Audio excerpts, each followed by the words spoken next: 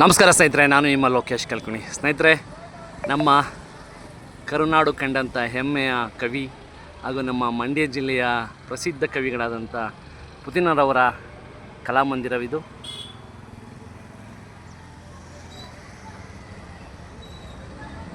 ಸಾಹಿತ್ಯದ ಕ್ಷೇತ್ರದಲ್ಲಿ ಕೀರ್ತಿ ಪತಾಕೆಯನ್ನೇ